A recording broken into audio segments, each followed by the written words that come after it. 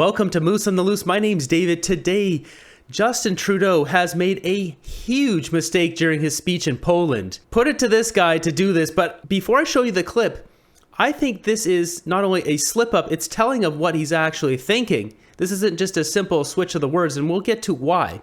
So first off, we've got Justin Trudeau here. He's in Poland. So this guy here, his name's Donald Tusk. Quite the name, especially for a leader. He's the leader of Poland.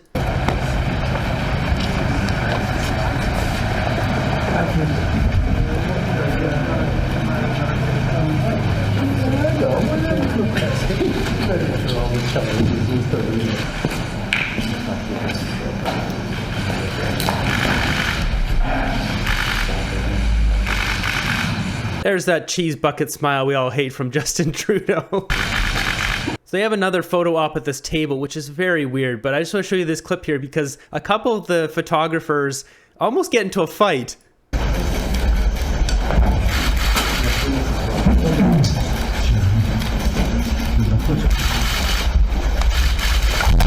Hey, come on, man.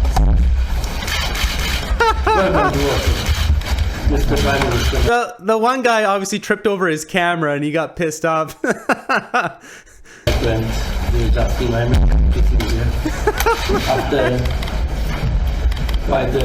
So it's really hard to understand this guy speaking English, and the audio in this is really bad. This is the section here where Justin Trudeau slips up, and you can see here this is a 39-minute video, but it's right at the end of the video he says this, and we'll break this down afterwards.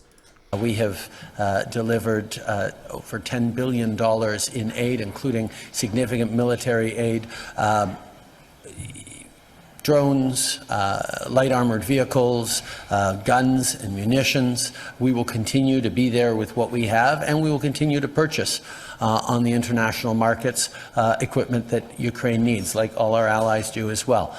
We are working closely with the American procurement system to get the NASAMS that we have purchased for Ukraine to Ukraine. We're accelerating the process of getting more light armored vehicles off the line in London, Ontario, at the factories there, and we're stepping up in every way we can because we know that Russia must win this war. That Ukraine must win this war against Russia. Thank you. Okay, thank you very Russia must win this war. Interesting. Now let's listen to it back one more time and listen to not just his words, but listen to the audience, to they're all the photographers and the media and all. They scoff. They actually scoff in disbelief that he just said that. And we're stepping up in every way we can because we know that Russia must win this war. That Ukraine must win this war against Russia. Thank you. They're actually appalled. They're in absolute shock that he just said that. So now let's just break this down a bit here. This face is it's killing me here. Let's get a different frame. Okay, thank Okay, there, whatever. In everyone's life, we all have strong convictions. We have strong feelings towards certain things. And those certain things, let's give an example here, say religion. Now, if somebody is a devout Catholic and they like going around and telling people that, and maybe they want people to join their religion, whatever it may be, they're not one day just going to slip up and say, oh, I'm a devout Muslim. I mean, they're not going to slip up like that. They just won't. Because if it's something that's so ingrained and so important to you, your position, your life, whatever, you'll never say that. And the same goes for a Muslim's not going to one day say, oh, I'm a devout Catholic. I mean, I'm a devout Muslim. Like, it's not going to happen. There's so many different situations in life that this is true. Another example being sports teams. If you're a hardcore Edmonton Oilers fan, you're not going to one day just slip up and say you're a Flames fan, or, pick your team, Toronto Maple Leafs, or whatever it may be. Same goes if you're married and you're, say, married to a woman named Shelly, and then you say, oh, I love you, Susan. Like, you're not going to do that unless there's something there where maybe Susan's the one that got away and there's something there to that, right? It's just not going to happen. And that's what we have here with Justin Trudeau. I got another video here that I'm going to show you that breaks down why. But if we just look at the beginning of that clip, he talks about defense spending. And that's the key here, defense spending. Because all this Ukraine crap, it's 100%. It's to make more money for the defense contractors. For $10 billion, significant military aid, drones, light armored vehicles, guns and munitions. We will continue to be there with what we have, and we will continue to purchase on the international markets equipment that Ukraine needs, like all our allies do as well. Just remember here, Canada just sent over 800 drones. 800 drones, and each drone cost $110,000. And I broke that down. I was even pointing out that I got drones up here. I'm a super experienced drone pilot. There's no way those drones cost the same as what a house used to cost in Canada. They're likely $10,000, $15,000. As many of you pointed out in the comments, they're getting the government pricing, which is $110,000 each. The companies that make the equipment that goes over there, they're the ones getting rich. I don't know what Trudeau's exact involvement in this is, whether he gets a kickback, whether he's got investments in these companies, but this is very well known in America. You've got all these big companies like, they're defense companies like Northrop Grumman, Raytheon, Lockheed, Boeing, General Dynamics. These guys all produce all of the military equipment that goes to any NATO country. So if you're part of NATO, you have to buy from these suppliers. If Ukraine joins NATO, they have to buy from them. Just like Finland just joined, I believe it was on April 4th, 2023, something, or maybe March. So we got it here. Finland joined, April 4th, 2023. This means that Finland now has to buy from one of those defense contractors that are, I think majority or all of them are American companies. And so that's where all the money's going. America has dumped $113 billion into Ukraine. So the taxpayer dollars from Canada, $10 billion, $113 billion from America, go over to Ukraine. And then in return, all those big defense companies make tons of money. You see what's going on here? They're using the general public to get rich. So it's big corporate interests. I don't know if Trudeau's getting the kickbacks on the sides, and that's how his net worth is skyrocketing so much. But it's in his best interest financially, however he's tied to this, and all those big defense companies, for this war to keep going on. They want Russia to keep going. They don't want Ukraine to win. They don't want Russia to necessarily win tomorrow. They want it to keep going. For him to say that Russia must win this war, we know that Russia must win this war. Like, that's really in the best interest of NATO defense spending, because it'll bolster more spending.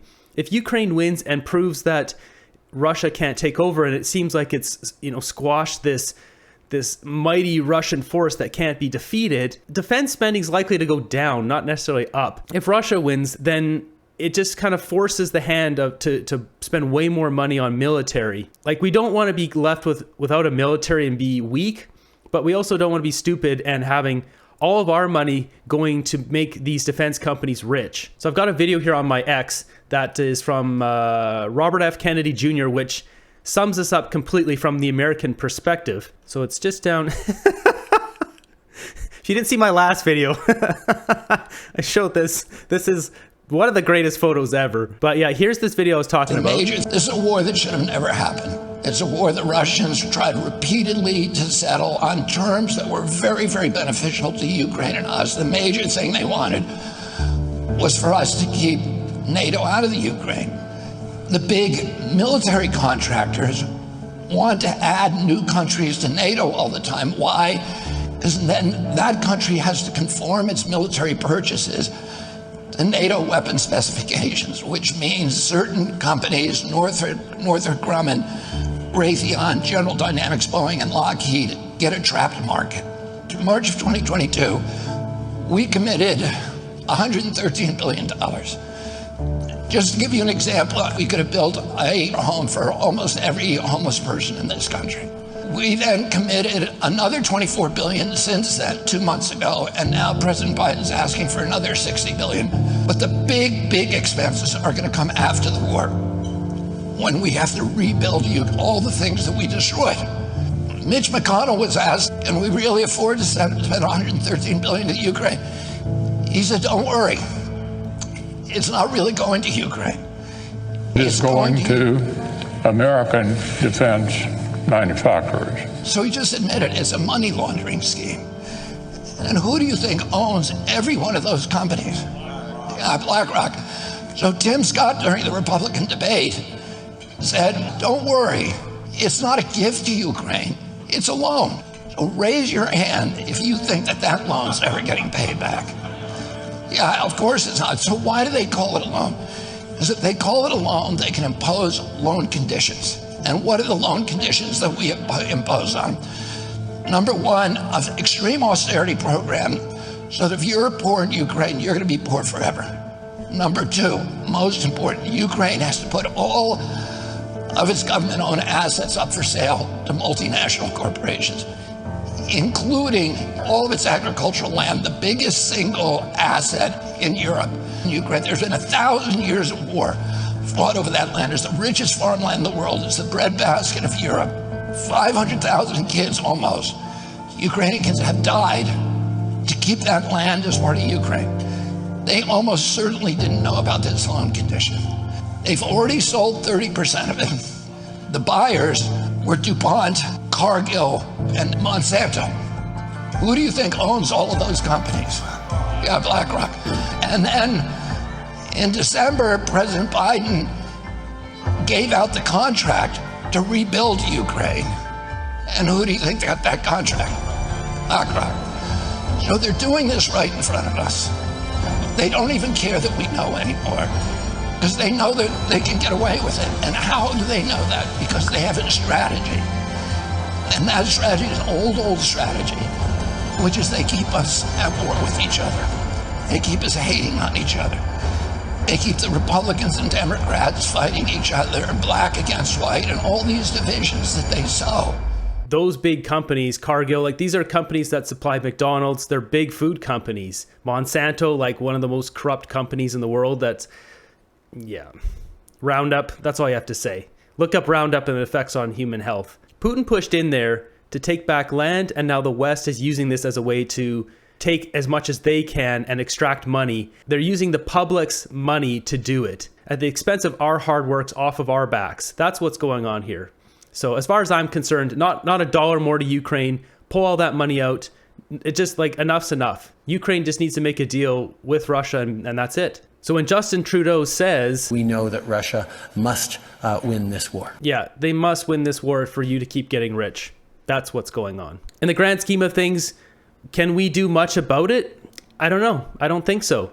We just need someone in power who's not going to keep further pushing that. And that's why you're seeing this huge push across all of North America here. You're going to see Donald Trump presidency down south, and you're going to see Pierre Poilievre up here, because we don't trust the far left anymore. They've proven to be untrustworthy, liars, absolute losers. The people are going to give an honest shot now to the right side of politics to see what happens there. And the same thing happens again. You're going to see an absolute meltdown in Canada and America. So buckle up. All you can do at this point as a viewer at home is just be informed of what's going on. And as things change, I'll keep you guys updated here. And yeah, we'll see what happens. Let's be honest. We know that he's going to be out of power soon. He knows he'll be out of power soon. And these are his last ditch efforts to just cash in as much as possible. He doesn't care about the Liberal Party, which is the sad thing for, diehard liberals. They basically got a guy who doesn't care about that party at all and is just using them to make a ton of money. In the grand scheme of Trudeau being prime minister, he is going to burn the Liberal Party to the ground, and it won't recover for at least a decade or so. I suspect you'll see the NDP move into the official opposition. Liberal support will be going down. Let's check the poll numbers right now. So you can see the current polling numbers. Pierre Poilievre, 42% now. It's gone up another 4%. Trudeau's getting absolutely worked. NDP is still close behind. There's a bit of margin for error. This could be a lot closer. I guess Green has got 1 more percent. Blocks up. Trudeau is just tanking this party right into the ground. So there's no doubt Conservatives will win.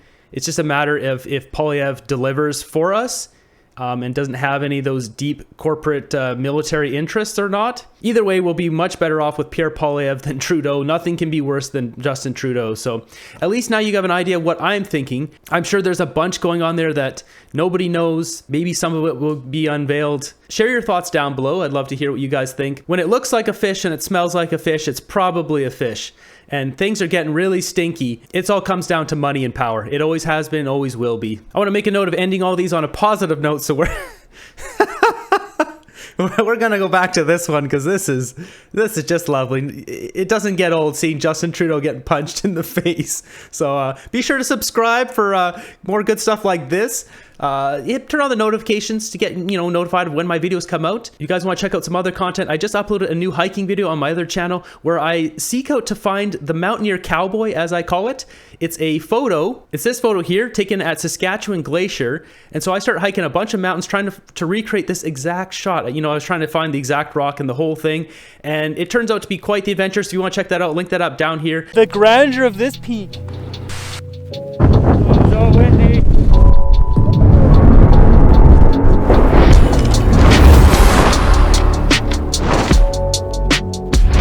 Good afternoon from windy Abraham Lake. In the summer of 2023, I set out to recreate a shot I dubbed the Mountaineer Cowboy. If not, I got more Trudeau madness here. Stay warm, stay fed. I'll see you guys in the next one.